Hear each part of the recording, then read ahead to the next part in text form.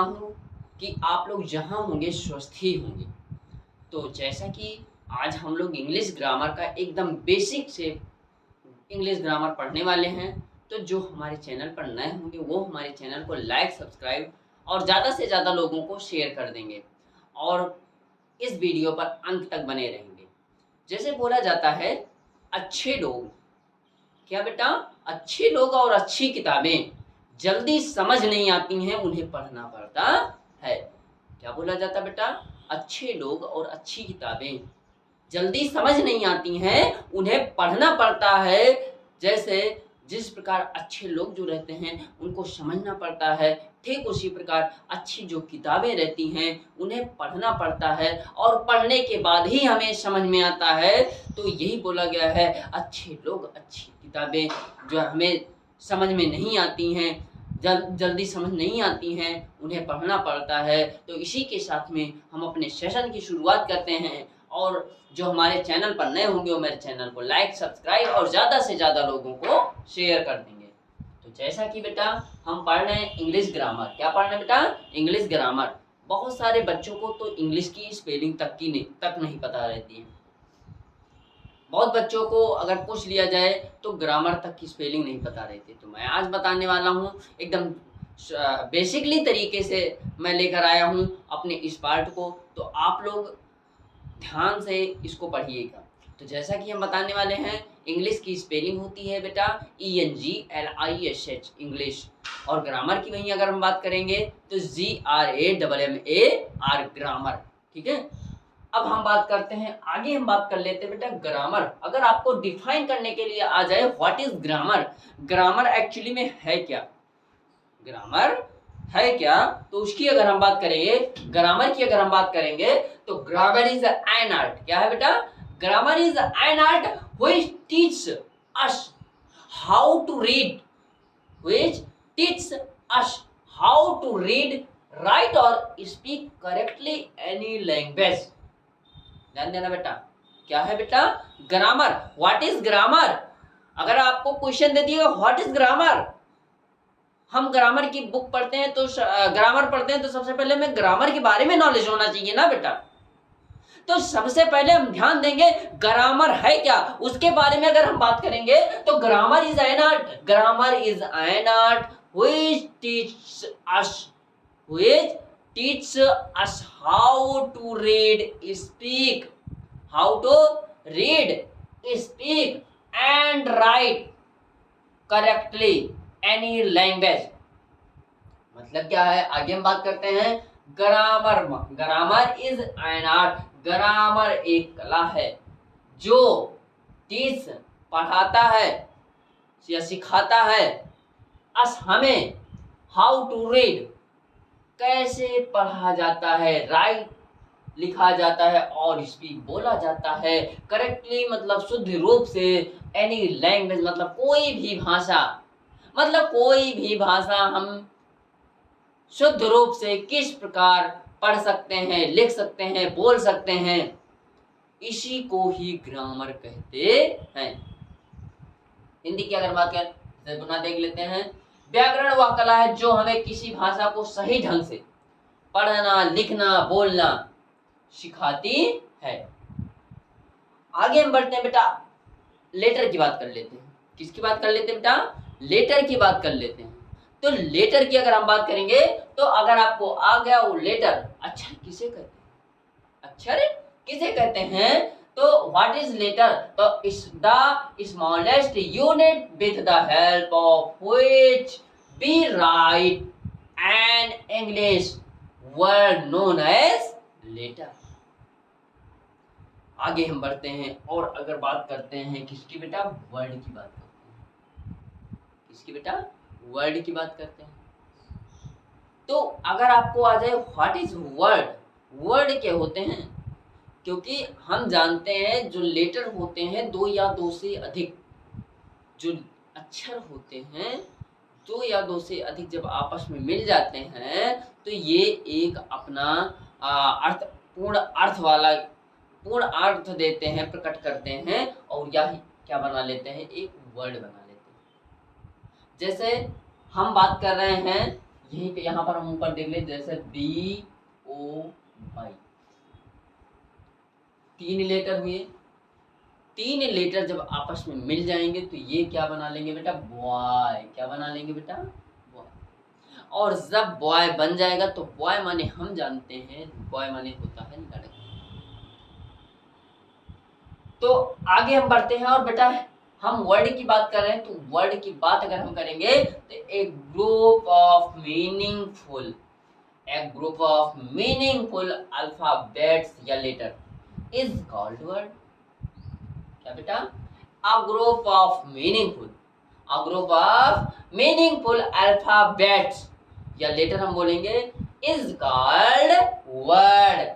अक्षरों या वर्णों के अर्थपूर्ण समूह को शब्द कहते हैं। तो आगे हम बढ़ते हैं और बात करते हैं अंग्रेजी भाषा के बारे में। किसके बारे में बेटा, अंग्रेजी भाषा के बारे में। अगर उसकी हम बात करेंगे तो अंग्रेजी भाषा में क्या होते हैं, 26 वर्ण या अक्षर होते हैं। कितने होते हैं बेटा, उनकी संख्या जो होती है वो कितनी होती है, 26 होती है। अच्छा, हम लोग बेसिकली हम लोग जानते हैं कि 26 तो होते हैं, जिसमें 5 वॉवेल और 21 कॉन्सोनेंट होते हैं। लेकिन मैं आपको आज ऐसा कुछ पढ़ाने वाला हूं जिससे आप आश्चर्यचकित रह जाओगे।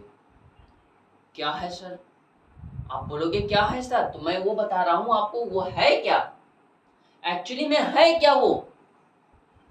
अभी बच्चों से पूछ लिया जाए कि ए से जेड तक कितने अक्षर होते हैं, बोलेंगे सर 26। बेटा तो वावेल क्या होते हैं और कॉन्सोनेंट क्या क्या होते हैं, तो बोलेंगे वावेल और कॉन्सोनेंट। तो बोले ठीक है बेटा, वावेल और कॉन्सोनेंट, सही बात है। लेकिन कितने, बोलेगा 5 और 21 होते हैं। तो अगर हम पूछ रहे हैं उसमें और कोई शब्द होता है और कोई लेटर होता है कि नहीं होता है, जिसे क्या बोलते हैं, सर मुझे पता ही नहीं। तो बेटा वही बताने के लिए आज मैं आपको एकदम बेसिक से ग्रामर का पार्ट लेकर आया हूं। इसलिए जो मेरे चैनल पर नए होंगे, मेरे चैनल को लाइक, सब्सक्राइब और ज्यादा से ज्यादा लोगों को शेयर कर दें। बात करते हैं बेटा, अंग्रेजी भाषा में 26 वर्ड होते हैं। कितने होते हैं बेटा, 26 होते हैं। इन्हें अल्फाबेट कहते हैं और ये 3 प्रकार के होते हैं। क्या कहते हैं बेटा, अल्फाबेट कहते हैं। और ये कितने प्रकार के होते हैं बेटा, 3 प्रकार के होते हैं। तो हम आगे बढ़ते हैं। सबसे पहला कैपिटल लेटर, दूसरा स्मॉल लेटर और राइटिंग लेटर, और थर्ड जो हो जाएगा वो प्रिंटिंग लेटर हो जाएगा।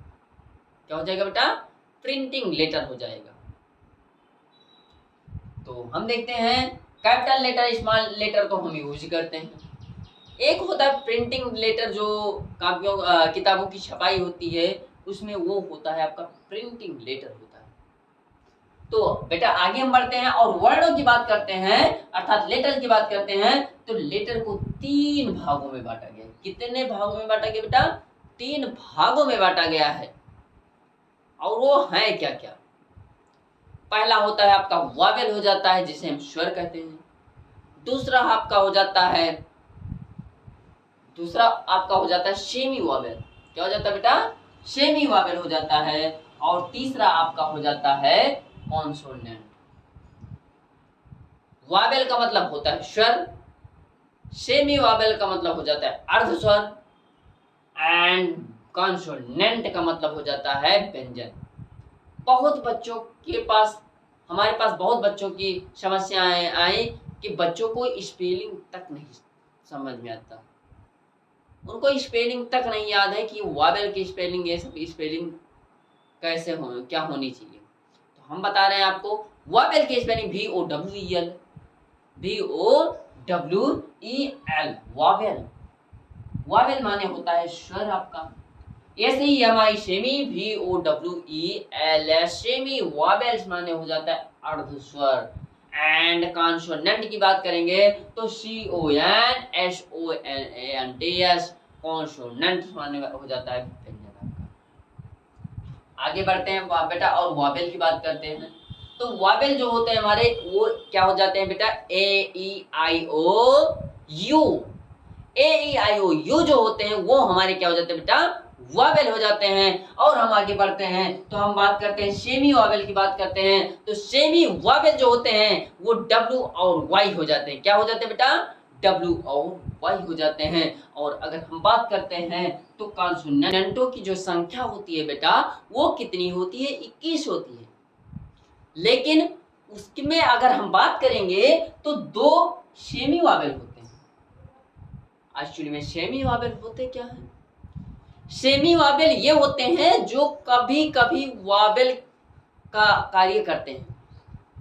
जो सेमी वावेल होते हैं वो व्यंजन में तो गिने जाते हैं, लेकिन कभी कभी ये जो होते हैं वावेल की तरह काम करते हैं। आगे हम नोट दे रहे हैं आपको, वाई या डब्ल्यू और वाई व्यंजनों के रूप में, डब्ल्यू और वाई व्यंजनों के रूप में। तो ये क्या हो जाएगा, was, bet, walk, as, ear, allow. ये किसकी भांति काम कर रहे हैं, कॉन्सोनेंट की भांति का काम कार्य कर रहे हैं। किसकी तरह बेटा काम कर रहे हैं, जो डब्ल्यू है और वाई है ये कॉन्सोनेंट की भांति कार्य कर रहे हैं। लेकिन अगर हम बात करेंगे, आप बोलोगे सर आपने बोला सेमी वावेल है, तो ये सेमी वावेल है क्या, ये कैसे बनेगा सेमी वावेल। तो जब डब्ल्यू और वाई बेटा, जब डब्ल्यू और कोई वर्ड हो उसमें डब्ल्यू बीच में आ जा रहा है या वाई बीच में आ जा रहा है, डब्ल्यू वर्ड के पीछे आ जा रहा है, वाई वर्ड के पीछे आ जा रहा है, तो ये जो है वावेल की भांति कार्य करेगा। और यदि अगर डब्ल्यू और वाई, यदि डब्ल्यू और वाई वर्ड के पहले हो तो ये कॉन्सोनेंट की भांति कार्य करेगा। तो बेटा जो हमारे चैनल पर नए होंगे वो हमारे चैनल को लाइक, सब्सक्राइब और ज़्यादा से ज़्यादा लोगों को शेयर कर देंगे। और मेरे व्हाट्सएप नंबर 7860102056 से आप लोग जुड़ जाएंगे।